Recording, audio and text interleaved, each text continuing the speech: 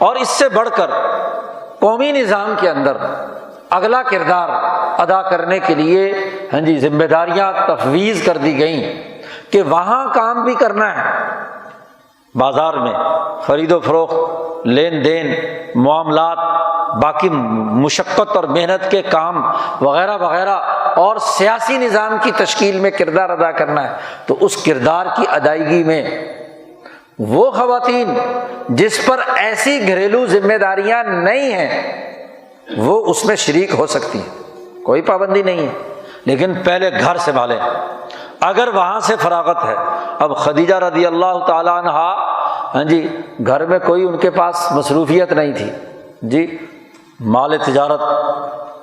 تجارت سے کاروبار کر رہی ہیں، ملازمین رکھے ہوئے ہیں، پورا ایک مالیاتی نیٹ ورک ہے شام اور یمن میں، اور حضرت محمد مصطفیٰ صلی اللہ علیہ وسلم سے تجارت کا معاہدہ کرتی ہیں کہ میرا مال لے کر آپ کاروبار کے لیے آپ شام میں جائیں، اتنا حصہ تمہارا، اتنا حصہ میرا، تو پورا مال تجارت کا کاروبار کرتی ہیں خدیجہ۔ ایسے ہی وہ تمام خواتین جن کی یہ ذمہ داری نہیں، عائشہ صدیقہ، کوئی اولاد نہیں ہے، کوئی پرورش کا عمل نہیں ہے، خاص طور پر نبی اکرم صلی اللہ علیہ وسلم کے دنیا سے جانے کے بعد اب عائشہ صدیقہ 8 گھنٹے اپنی مسند درس پر بیٹھتی ہیں، جو تفقہ اور بصیرت، جو دین کی سمجھ اور بوجھ انہوں نے نبی اکرم صلی اللہ علیہ وسلم سے حاصل کی، جو احادیث انہیں معلوم ہیں، اپنے حجرے میں بیٹھتی ہیں، اور وہاں آپ کا درس و تدریس کا سلسلہ ہے۔ وہ ریاض الجنہ میں صحابہ کا مجمع ہے، تابعین کا مجمع ہے، بڑے بڑے لوگ ہیں، اور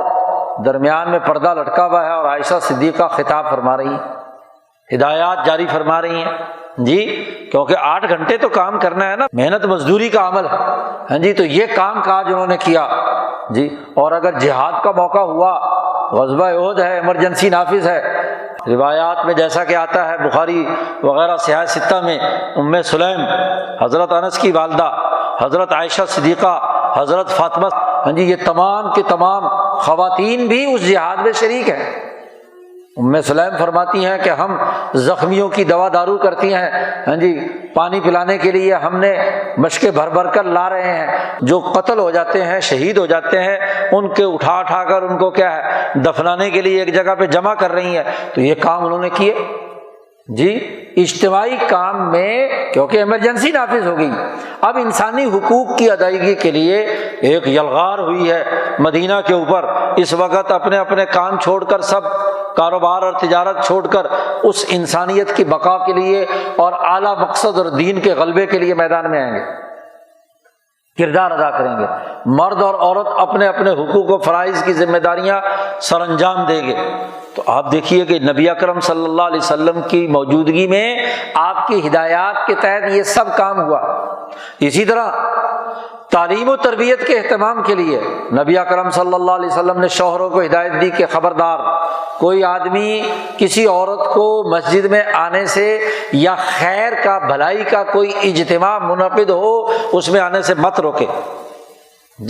مت روکے اپنی بیوی کو کہ تم نہیں جا سکتی فلانے اجتماع میں۔ اس کو چاہیے کہ وہ وہاں آئیں، اور حضور صلی اللہ علیہ وسلم کے زمانے میں چونکہ ابھی اتنے وسائل نہیں تھے تو ہر آدمی کے پاس پورا چادر لپٹنے کے لیے نہیں تھی، تو نبی اکرم صلی اللہ علیہ وسلم نے فرمایا کہ دعوت جو خیر کا انتظام ہو اس میں ضرور آؤ، اور اگر کسی کے پاس چادر نہیں ہے تو اپنی سہیلی کی چادر میں، ایک چادر میں 2 لپٹ کے آ جاؤ، لتلبسہا صاحبتہا، اس کی ساتھی اور سہیلی جو ہے وہ اس کو اپنے چادر میں لپیٹ کر لے آئے، تو وہاں اجتماع میں ضرور آئے، اجتماعی کام کے لیے آئے۔ نبی اکرم صلی اللہ علیہ وسلم نے غزوہ تبوک کے موقع پر خطبہ ارشاد فرمایا، اور پہلے عید کا موقع تھا، عید کے موقع پر پہلے مردوں کو خطاب فرمایا اور پھر جا کر عورتوں کو خطاب فرمایا، اور ان کو ہدایات جاری کی۔ جیسے مردوں کو ہدایات دی کہ تم تمام اپنا جسم بھی پیش کرو لڑنے کے لیے اور پیسے بھی دو، عورتوں سے کہا کہ کیونکہ سفر دور کا ہے اس لیے تم جو مالی تعاون کر سکتی ہو جس سے جنگی تیاریاں کی جا سکیں اس کے اندر تم شریک ہو سکتی ہو، تو عورتوں نے اس میں شرکت کی۔ تو ہر اجتماعی کام میں نبی اکرم صلی اللہ علیہ وسلم نے ہاں جی خواتین کو شریک کیا، اجتماعیت کا حصہ بنایا، ایسی ضرورت پیش آئے تو اس ضرورت کے لیے کردار ادا کیا۔